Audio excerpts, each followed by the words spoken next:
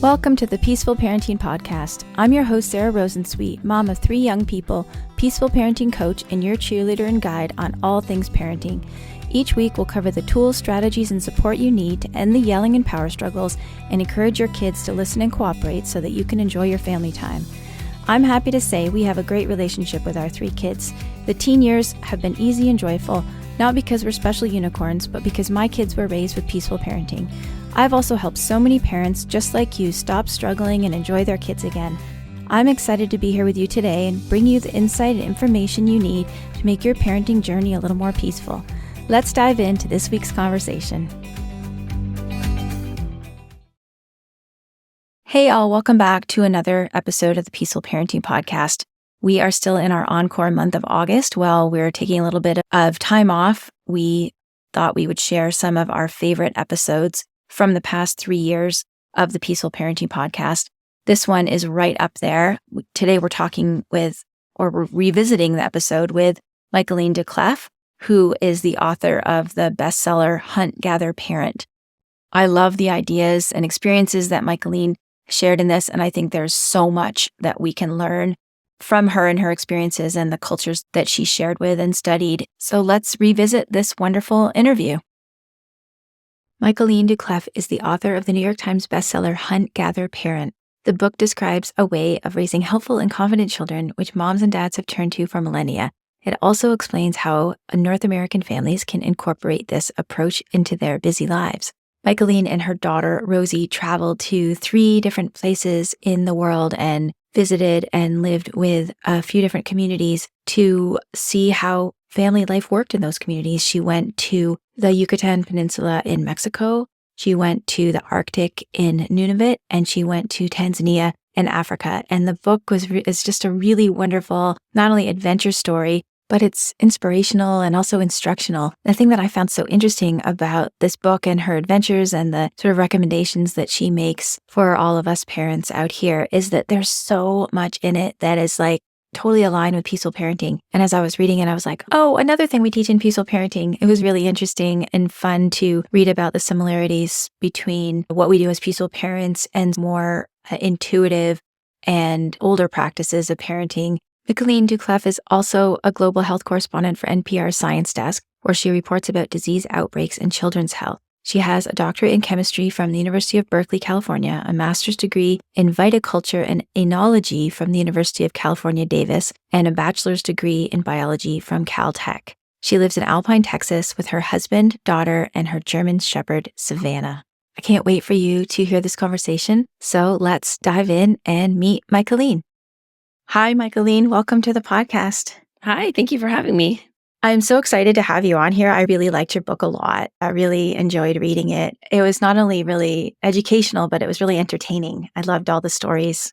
Oh, thank you so much. I'm glad it was easy to read. That was one of the goals. It was very easy to read. Actually, I listened to it on Audible, but you kept me company for a long number of hours while I was washing all the windows and putting up the screens in the fall, or taking down the screens in the fall. Oh, nice. So yeah, that was great to listen to. What gave you the idea to do this book? I really didn't want to write this book. I really thought, why would I write a parenting book? Because I'm a parenting expert. But a lot of people asked me to write this book. I started reporting on parenting in other cultures, in particular, Maya parenting for NPR, where I work. And the response to those stories were enormous. And then I wrote a piece about some parenting strategies found up in the Arctic and Inuit communities. And that piece was one of the most popular, most read pieces ever written at NPR. And after that piece came out, people were asking me to write a book. And I think 2 things finally convinced me to do it. One is that the tools and the ideas that I was learning from these parents in Mexico and parents in Northern Canada and the Arctic, they worked so well with my kid. And I have a very challenging child. Actually, she's not really anymore, but she was as a toddler. And basically nothing I tried worked. I mean, I read books and science papers and blogs, and I just felt like everything I did was making things worse. And the ideas that came from these little tiny communities, very rural communities, were just transformative in our busy San Francisco home. And I was like, these can probably really help a lot of American Canadian parents. And then the second thing that really convinced me was that I started realizing through travels, but also through a lot of research, that the approach to parenting that you find in a lot of places, whether it be in rural Mexico, rural Canada, rural Tanzania, is very similar. So you can find a core 4 or 5 elements all around the world and in these very different places. And so it really speaks to something that seems to be working for a lot of parents in very different environments, but also likely has been around for thousands of years and is likely the way parents and children evolve to interact. So it's this book isn't about one specific way of parenting. I think it really is about a universal way of parenting that somehow we've forgotten about. Yeah, I liked how you talked about that book, Sleep Babies, where the person went back and looked at the history of parenting quote, experts and really laid out how it was almost random, just somebody's random idea of this is what we should do now. And don't pick up your babies and don't give them any affection. And that somehow set the baby down as often as you can. Yeah. And it was a lot of this stuff was written by people that sometimes weren't even parents, but a lot of them were men who had very little to do or experience with parenting. And interestingly, they were written for foundling hospitals or orphanages. So people that were taking care of like hundreds of babies, hundreds of children. And these little pamphlets got turned into books. And then you can trace back like a lot of our advice in the what we do to these pamphlets, which is just incredible to me because they're not based on science and they're not really based on or experience. Yeah, exactly. Yeah. Not based on experience of what works, which is what you went back to, which was people who like hadn't been influenced by these weird white guy pamphlets from the 1800s or whatever. So I think that's a nice way to sort of transition into talking about I don't know who came up with the acronym, but the W.E.I.R.D parents, the Western educated, industrialized, rich democratic countries, and where that sort of nuclear family is the model. And you probably saw this article, but a couple of years ago, I saw an article in The Atlantic that was like, the nuclear family has been a failed experiment. Yes. We often talk about it as like the traditional family, but it is anything but that. Like there's no history to it. It's been around for like 100 years at most. And you're right. It is like an experiment. And for a lot of families, it fails.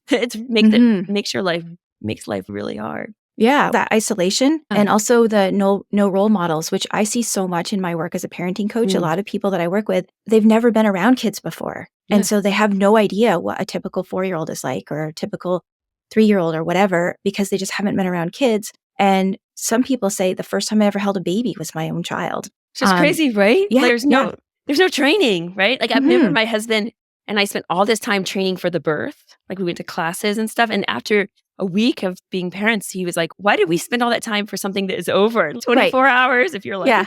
And then we've got this baby and no one told us what to do about any of it. He's just spent all of the pregnancy like training to be parents, not and like 150 years ago, you would have had people around you who would be supporting you and showing you what to do and taking the baby so you could sleep and all of this stuff. So no wonder we've gotten so weird, right? Like and so far away from how children have been raised forever.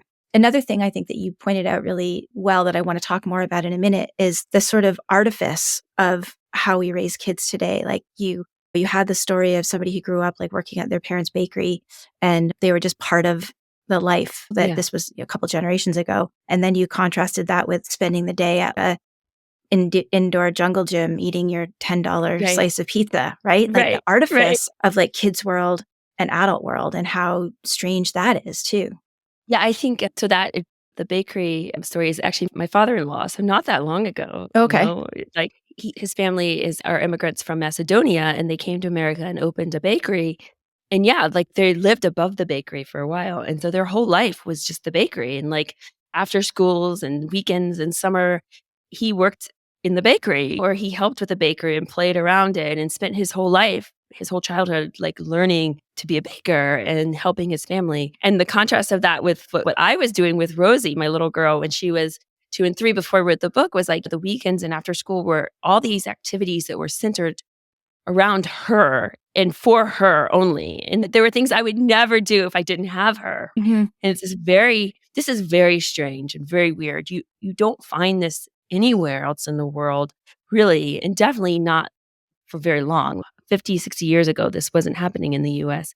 I think we parents do it because we think it's what's right and it's the best thing for the kid, but it has incredible repercussions on children's development and on your relationship with the child and their role in the household and in the family. And for Rosie, all these activities, which some people call child-centered activities, really altered her behavior and made her really misbehave. We come home from them and then she'd just be a tyrant for an hour or two, I think, while she was adjusting. And I think a lot of them were overstimulating for both of us and left us frazzled and stressed out. And so actually, the first time I visited the Maya village, I realized that children don't need these activities at all. In fact, they do a lot better without them. And so I really started to scrap them like immediately. And it was one of the first things I changed. And it took a while. It took about 6 months to really stop doing them. But it improved our lives so much because all of a sudden we had our weekends back. Like we just decided to do what we would do as an adult and bring Rosie with us. Maybe you need to make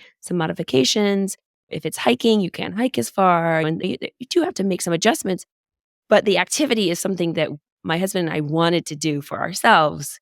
And then we included Rosie. And our lives got so much better. And her behavior improved so much just from that one change. I love that so much. I was thinking, my kids are older. My youngest is 15. They're 15, 18, and 21.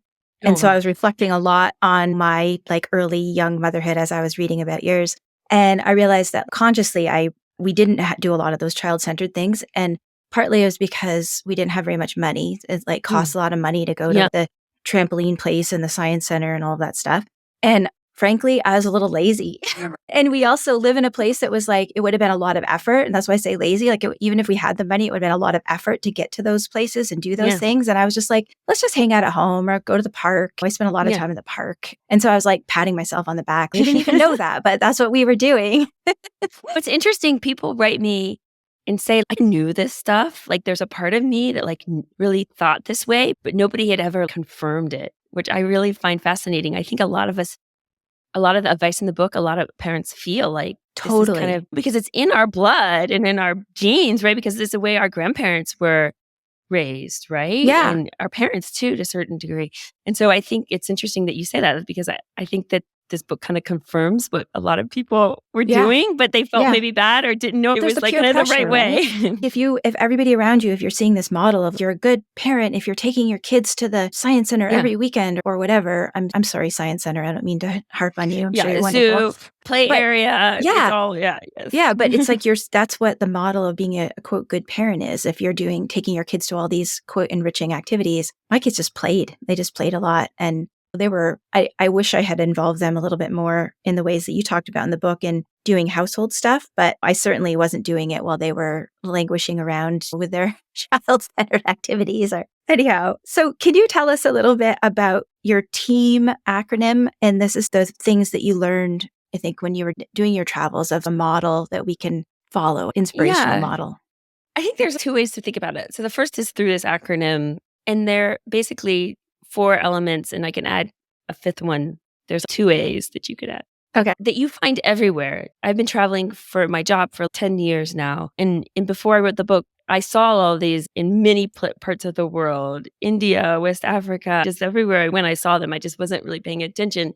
But the first thing is what we've already talked about. So T is for together. And this idea that children are really made to do things together with their parents or siblings or a group of friends or neighbors, just with somebody. And it doesn't mean the person is instructing them and teaching them. It's just really hanging out. So my grandfather treated me this way. My mom would drop me off at his house on the weekends and he would garden for hours and I would just be there with him.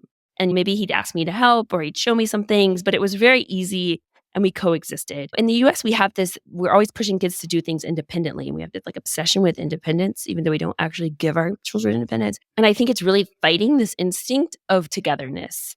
And 1, kids are much more likely to do things when you do them together. But 2, they start to feel like they're part of this bigger group, right? And they start to be motivated to cooperate with you and work together with you so that when you ask them to put on their shoes in the morning to leave for school, they just come because they've been doing things with you since they were little or for months or years or whatever. And so T is for together and just trying to fight this urge to do things individually and do things as a team. So a really good example of this is making beds. Before this book, like I would say, Rosie, go make your bed. Or I'd say to my husband, it's your turn to do the dishes, right? It's your night. And now we do everything together. So we all make each other's beds. We all clean up after dinner. We all do the laundry together. And it takes away the conflict, a lot of the conflict, but an individualism of the chore, and really teaches the child to cooperate and work together. I think it's missing. Like I didn't know, my parents never taught me to cooperate with them, with anybody. Throughout your book, as I was reading it, I was like, oh, this is exactly what we teach in peaceful parenting. But just it's like a slightly different spin on it. But we talk about one of the foundational principles of peaceful parenting is connection. And when you feel connected, connection, togetherness, I think we can call those pretty parallel ideas. I think together is required for the connection, right? Yeah. Well, I talk about sharing space and how important that is, even if you're not interacting, like especially with older kids, it's still really important to share space with them. And coexisting, right? Yeah, just coexisting. We can just be in the same room and do our own thing and not have to talk. And that's still like a way of connecting, right? Mm-hmm. And feeling and support. when your kids feel connected to you, they're more likely to cooperate with you. I don't want that to feel like a tactic, because it's more of a side benefit, because connection in itself is important. But the side benefit of it is that when you say, hey, let's go get our shoes on, they are more likely to follow you because they feel connected to you. And we're hardwired to follow people that we feel connected to. And the opposite, it's right? motivating, right? Mm-hmm. What's interesting, my husband and I had a conversation just yesterday. He was struggling with something with Rosie. And I said, stop doing so much for her. I'm making this for her. I'm reading to her and do more things with her. Doing and just bring her along. And he was a little skeptical. I don't know about that, Michaeleen. But then the next day, yesterday, things were so much better. Oh, good.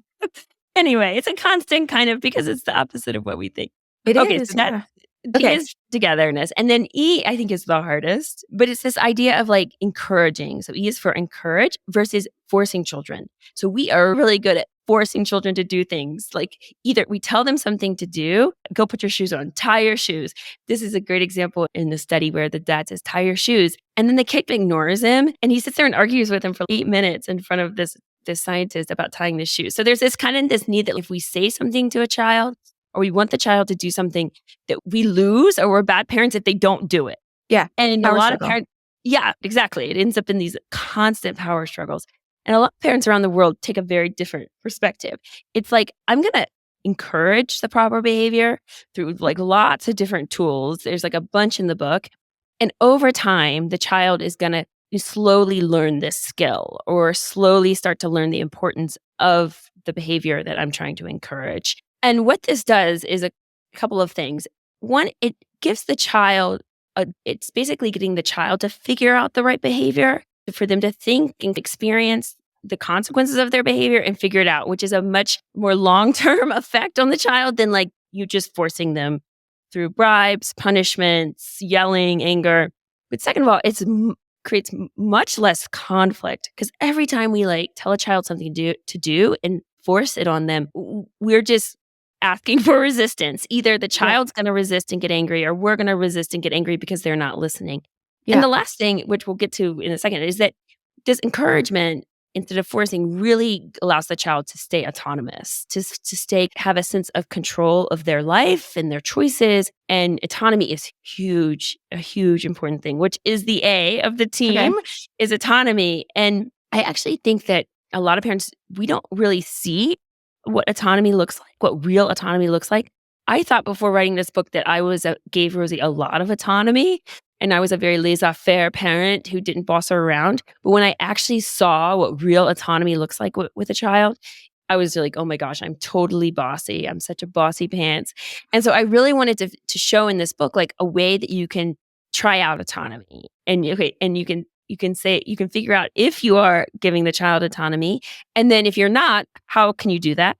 And what are the consequences of that? How does that improve the relationship with the child? And also, how does the child's confidence and mental health improve when they are starting to have more of an autonomous life?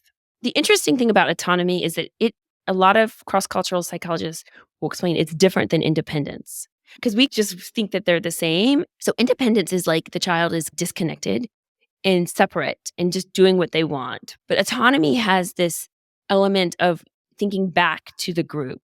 So the child is pretty free, has a lot of freedom to do what they want, make their kind of their choices. And there's not a lot of bossing around, as I could talk about. Like we can actually count the number of instructions the child receives. But the child must be kind to the family members, to the group. They must share what they have. Like possessions are very rare. And if they do have a possession, they don't show it to the group. So for instance, in the Maya families, if the kid wants to play with a toy by himself, the parent will say, you have to go outside or you have to go away from the other children, else you share. So everything is really shared. And then finally, they have to be helpful. So they have to be constantly looking for ways to help the group. So this is really the core of this team parenting approach. It's like children have an enormous amount of freedom and ability to choose where they go, what they do, but they're in this framework of a bigger group and they must share, they must be helpful, and they're trained very early to share, be helpful, and be kind. So it's not free range, laissez-faire. The kids have tons of freedom and they do whatever they want. And it's not like this helicopter micromanaging. It really is like a mix. What strikes me is like independence is just, I'm here on my own for myself, right? That's right. And autonomy is I'm within the bigger community, group, family, team, but I get to make my own decisions about my preferences or who I am or what I do. Yeah, exactly. So for instance, like on the weekends, the schedule is set by me and my husband for Rosie, right? Like we do things, then the family goes. If there's a way that Rosie can stay with a neighbor or something, we can figure that out. But in general, like the schedule is set by us, not by her. But then within those activities, she has a lot of room to do what she wants, right? So we spend a lot of time gardening right now because it's wonderful spring. And I'm out there gardening for hours. And she really, every now and then I ask her to help, go grab something, go turn on the hose, like something, 1 or 2 commands an hour to keep her kind of helping and aware of what's going on. But in general, she just plays, right? And she does what she has, making her own version of the garden right now. And she has this whole fairylands. I don't know what she's doing most of the time. But if I ask for help, she's there to help. She's respectful of our plants, of the land, of the animals, right? So it's somewhat structured.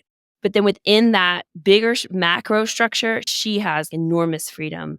Mm-hmm. And we've trained her to be safe in the yard. And she knows not to run out into the road with traffic, right? So there's things that we've done so that she can have that freedom and still stay safe. But it's a very beautiful form of parenting because it's mix, right? Mm-hmm. It's not one or the other. It's not helicoptering and micromanaging, and it's not total free range, right? The child is really expected to keep, like you say, think back to the group and be part of this team. Yeah, I love that so much. I wanted to say one quick thing when you talked about encouragement and commands. And I often say to my clients, if you give a command, the 2 choices are resist or obey.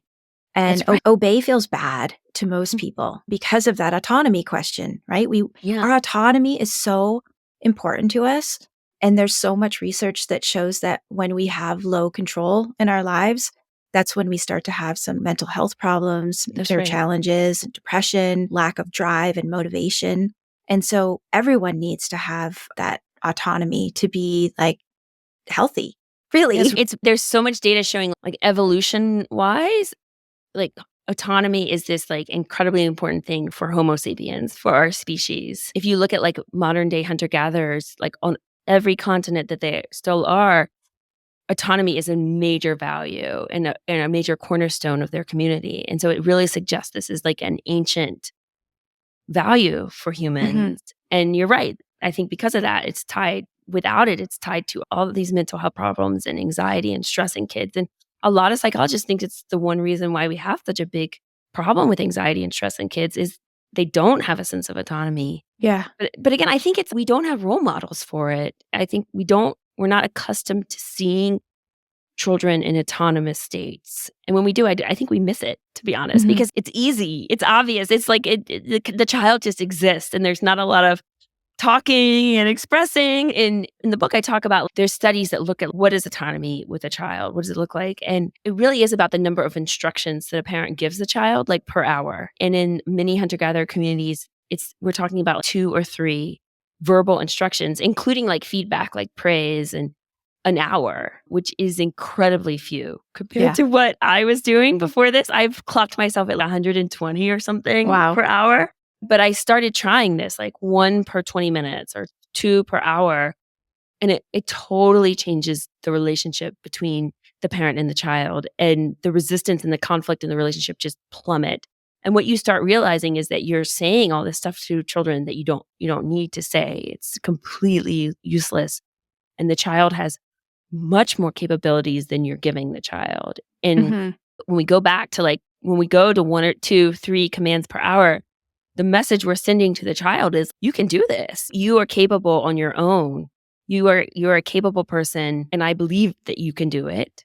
Versus the message with 120 commands per hour is, you can't do this and you need me to tell you what to do all the time. And over time, I think that seeds doubt and anxiety in the child. Am I doing it right? And also I keep coming back to the resistance, because I'm just thinking of like the simple example of the difference between it's time to go, let's go put our shoes on, to you need to put your shoes on now. Right. And so when you give a command like you need to put your shoes on now, it's resist or obey. Right. Obey feels bad. And so we're like almost creating that resistance by using our command language. The other thing about the commands is, if you do only 1 or 2 an hour, a kid is much more likely to do those 1 or 2 things than if you've given them like 15 and then you ask them to put their shoes on, right? But there's a lot of other ways of getting kids to do things. There's questions. Like one thing I'll say to Rosie, which works amazing in the mornings, is, what would a big kid do next?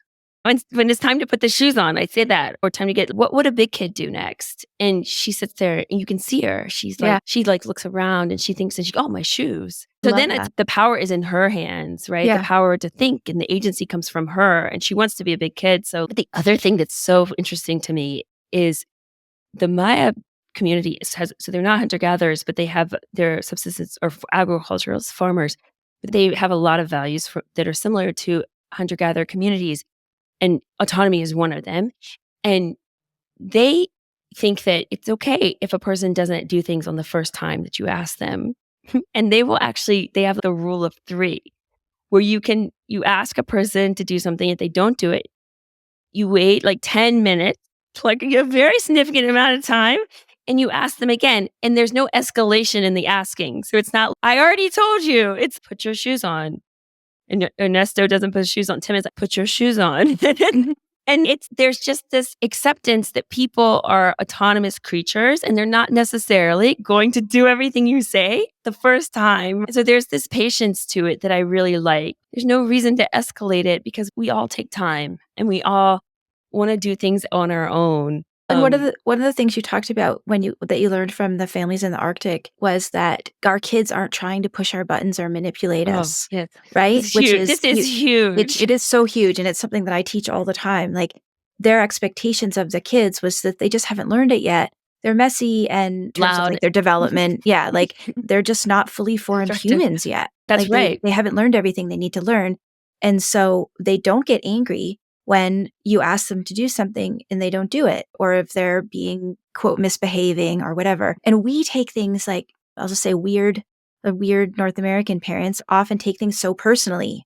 It becomes like, this is about me, right? This is one of our mantras in peaceful parenting is, this is not about you. It's like a personal attack on you, right? Like a 2-year-old everything they do is like a personal attack on you. This shift in perspective was huge for me, because Rosie would have a lot of tantrums and she'd end up like hitting me and biting me, and so much anger towards her in it. It just created so much anger in me, because I thought she was like trying to manipulate me, like you said, push my buttons and push boundaries, right? We say that a lot, push boundaries. And there's this very kind of, first of all, like nefarious motivation that we put on them. Yeah. Like, it's very nefarious, like antisocial and mean on little tiny kids, like 2-year-olds. And I said this to one of the moms up in the Arctic, you don't ever get mad, even if they're pushing your buttons. And she literally laughed at me. She was like, she's 2. She's not pushing your buttons. Mad? Yeah. Yeah. She was just like, that's the most ridiculous thing ever. Yeah. And I started thinking about it, and I was, is it ridiculous? Wait, what is the evidence that's true? That they're pushing, there's no data to say this. And in fact, the data support something very different. The data support a very helpful little children. They really want to help and really are very pro-social. And if we view them in this way, that they're trying, they really want to, but they just can't handle the situation. They're illogical. They're irrational creatures. Like you say, they don't have understanding. Then instead of feeling all this anger for them, it really helped me to start feeling empathy for her, to swap out anger for empathy. Yeah, she's not giving you a hard time. She's having a hard time. That's one of our peaceful parenting She's launches. Trying. Yeah. Exactly. And and the other thing that really helped me was to know that if I get angry at her, I'm just teaching her to get angry. This is a situation where you get angry. Whereas if I'm empathetic towards her and calm, I'm helping her find that reaction in herself. 100%. Yeah. Yeah, and I think it stems from, do you believe that humans are inherently good, or do you believe that humans are inherently bad? And I remember when I was in teachers college, they used to say, catch them being good. And I was like, what? That's terrible. Right. That suggests that most of the time they're going to be bad, but catch them being good in the little amount of time. But I think one of the things about that is look for the goodness there. For one of the things that I learned is once I started seeing Rosie as a helpful creature, wanting to be helpful, trying to be helpful, I started seeing it. Whereas when I was coming at her as this mean, vicious child that wants to hit me and bite me, I was blind to her helpfulness. And there's these times, especially when she was younger, where I would just watch her and I would be like, oh, she's actually really trying to help right now. It looks destructive.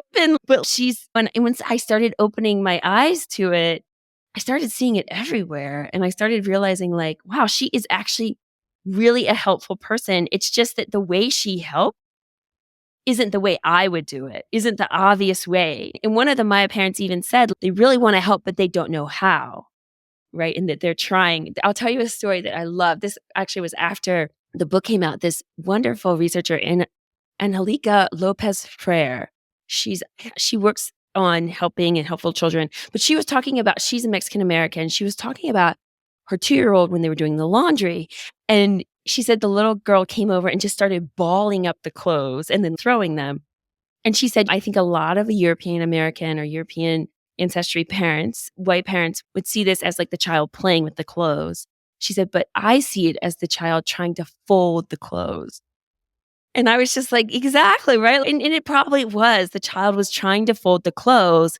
It's just, it looks crazy. Yeah, because she doesn't have manual dexterity yet. Yeah, or this knowledge. And so I was telling that story, and one of the moms actually here in Texas said, after reading your book, I was watching my little 18-month-old while I was folding the clothes and realizing that she was taking the clothes and putting them in different groups for the different people in the household. Wow. And she was, and she was sorting them. Mm-hmm. And she said, I would have never seen it or paid it. I would have thought she's just playing with the clothes. But because I started trying to look. So I think my whole point of this is I think kids are really wanting to help, especially little ones. And we just don't see it because we don't think of them that way. So right? I can just say for parents listening, assume positive intent. Yes, and everything shifts. Everything shifts. Exactly. If you're unsure of it, especially when they can talk, ask them. Mm-hmm. So a couple months ago, Rosie came out. So she's 6. And she came out on the weekend and had these very fragile champagne glasses in her hands that I've had for 20-some years in them. And I was just swinging them around. And my instinct is to scream at her, don't break those glasses. You're going to break the glasses. But I stopped for a beat and bit my lip. And I said, what are your plans for those glasses? Good for you.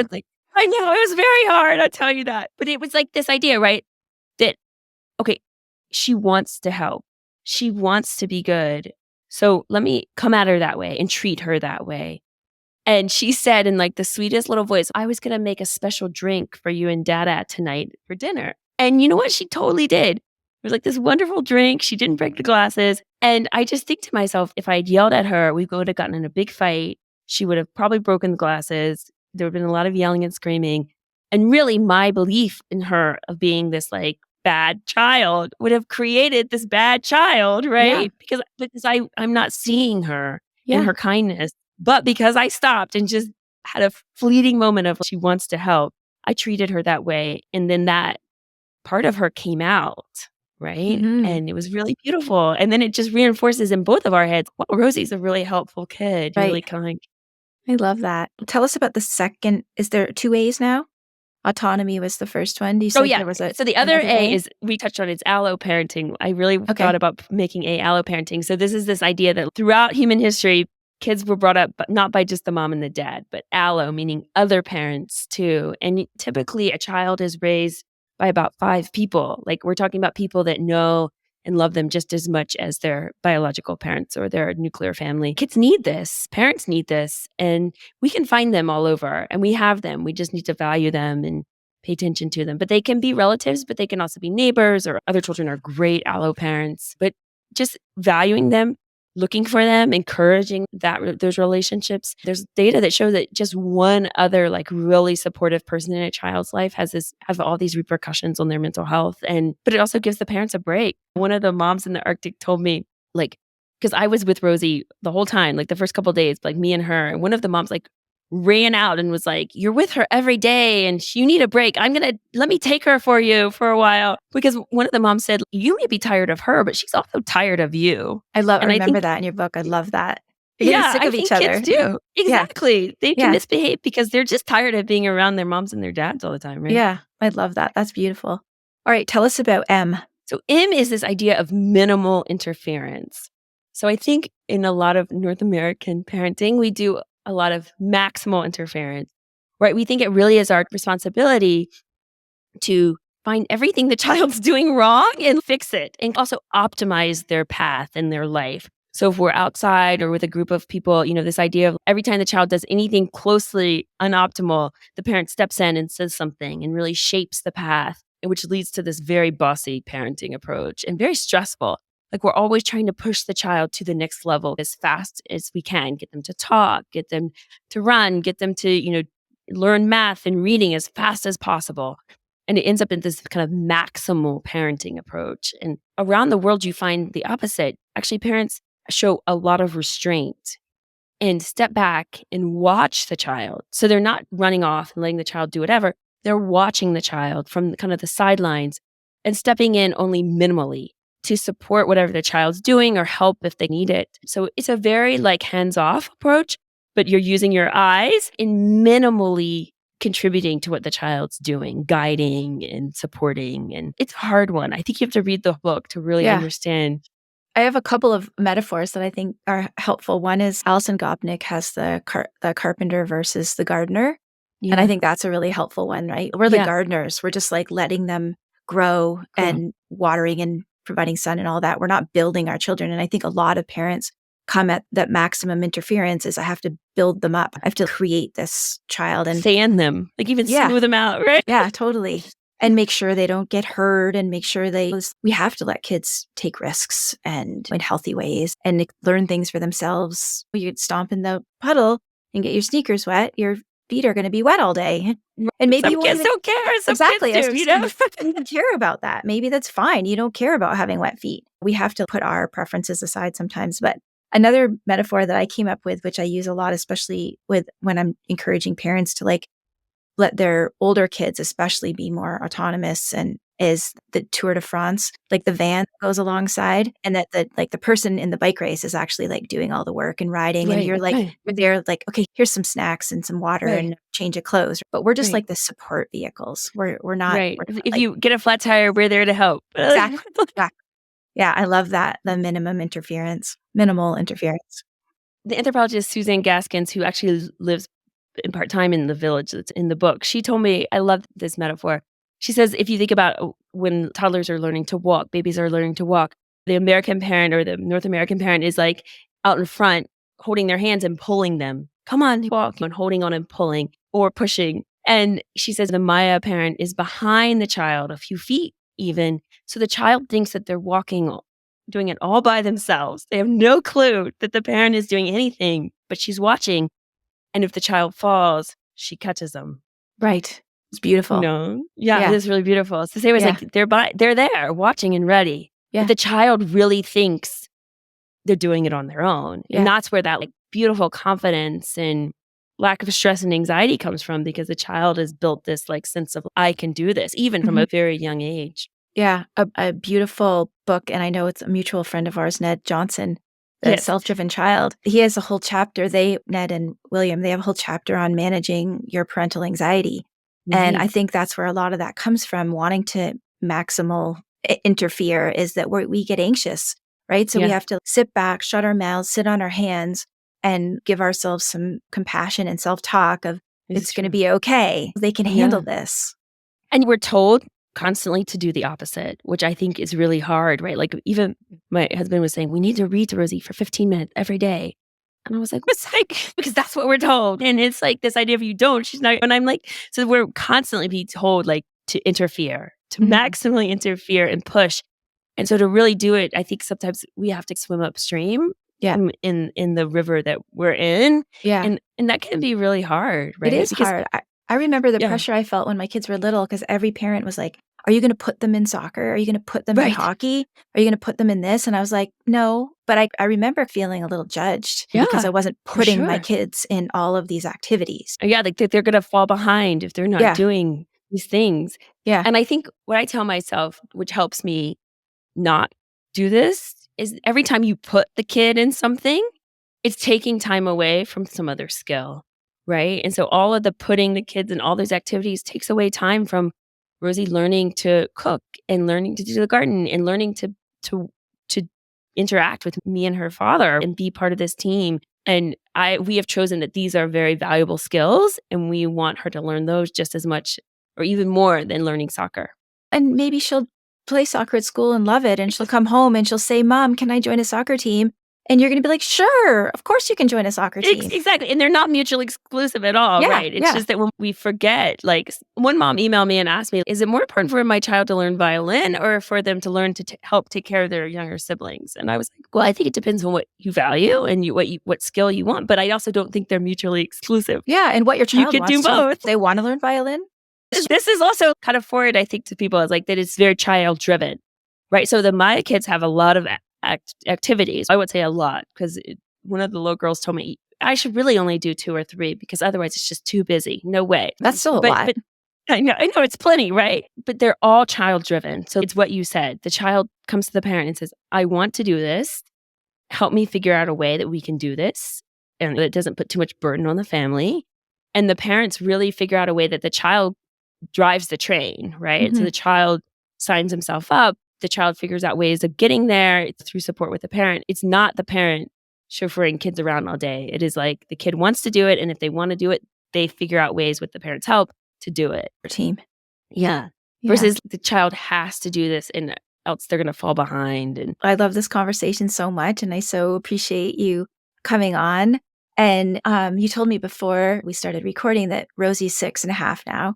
Yeah. And can you imagine where you might have been if you hadn't embarked on it? Because I could tell from reading with my experience as a parenting coach, I'm like, oh yeah, she has one of those kids that these are my people. Like one of those kids who's, I call them more or extra. Like yes, exactly. A lot. Incredibly competent kid that just can do anything. And right. Yeah. More. I like that. Instead of like strong-willed, I like more extra. Because in a lot of cultures, like Rosie's enthusiasm would be seen as this her strong will or persistence or spirited or whatever we say would be seen as like this incredible drive to help. Yeah. Right. And this incredible need and want to participate and help. And then that would be harnessed. Right. And that was what I really had to learn. Like, how do I harness this incredible amount of energy, incredible amount of moreness? Yeah. What's funny, I just had this jolt of a thought. Like when I'm coaching parents, I'm often like, look, all of the things that are going to make your kid an amazing, successful, happy adult, all of the traits that they have make it a lot harder to parent them when they're little. Yes. But I and think especially parent them in our culture. That's what I was just going to say. I think that's culturally specific in terms of those traits are seen as difficult and annoying for children the way that our mainstream culture raises children. I think that's exactly right. And I think the things that we do actually make it much worse, that it just antagonizes it. And again, like the perception of it, right? This is hard. This is a hard child. You're creating a hard child, right? Yes. Yeah. And yeah, it's very culturally specific. And I've never thought of that question of like where we would be right now. I can't even imagine. It's funny because my husband, about 6 months into writing the book, he started like saying like, we can't go back, Michaeleen. We can never go back because it was just really like a struggle day in, day out and hour after hour with her. And I mean, it was incredibly our fault. Like we just really didn't know Yeah. how to handle her. And after when we were up in the Arctic the last day, Elizabeth took me out, the interpreter and one of the main moms that's in that section, she said to me, you really know how to handle her better now. Like Oh, she was good. You got and a it was pat on the only back. yeah, and it was only 2 weeks. Like it wasn't like a long parenting That's course. amazing. It really is amazing what those women taught me up there, and the men too. The dads too were really pivotal, really changed the way I treated Rosie and had these incredible repercussions so that when we went to Tanzania after that trip, like she was so good and she became this incredible traveler and our relationship improved so much really just from these 2 weeks. What it seemed like to me in reading the book was that that time you spent in the Arctic changed your mindset. It did. And that perspective of like her motivations. Mm. And it also made me realize that I was coming at tantrums and her misbehavior like in completely the wrong way. So I was coming at it with a lot of energy. Like even if it was really well intended and pleasant and positive, are you okay? What's wrong? Can I help you? It was still this incredible intensity, right? And what Elizabeth and the other moms up there and dads who were doing was like the opposite. They weren't leaving her and ignoring her. They were coming at her with this incredible calmness, right? Yeah. Just very slow motion, very quiet voice. Well, you know what they were doing? I've been doing some like kind of professional development about learning about the nervous system. And that's what they were doing, is that they were like bringing their calm of their nervous system to the child, which is what we need to do because our nervous systems are always talking to each other's nervous systems. And when you bring energy, their nervous system will be reacting to that energy and they can't calm down. So our nervous systems like communicate with each other. It's called neuroception. Yeah. So our nervous systems are always looking for cues of safety or danger in our environment, within our bodies and interpersonally. And so parents like angry energy would be a cue of danger for a child whose nervous system is already hijacked, right? Because they're upset. And so that's going to just escalate it. But if your nervous system bringing cues of safety, of calm and compassion, then that helps the child can like literally like borrow your calm to calm themselves down. Yeah, because it's interesting. Even when I'm not angry, it wasn't angry. It was just still high energy. Yeah, right? It was still just this like intensity because I wanted her to stop. But the crazy thing is, once I learned this technique of like just being calm, it took a while. It took me a couple months of really to do it regularly. But even just like right after the trip, like Rosie's tantrums like totally almost went away completely. It was amazing how it trained her to do it herself, which I was very surprised by. This wasn't just like a one-off. It was like a long-term change in her. That's so interesting. I want to do a story about it. Yeah. Because it really aligns with what I saw, like everywhere. The parents just stayed, no matter what was happening, like what chaos was in front of them, it was just this incredible calmness and stillness. And you could see by the time the kids were 5 or 6, they had that already.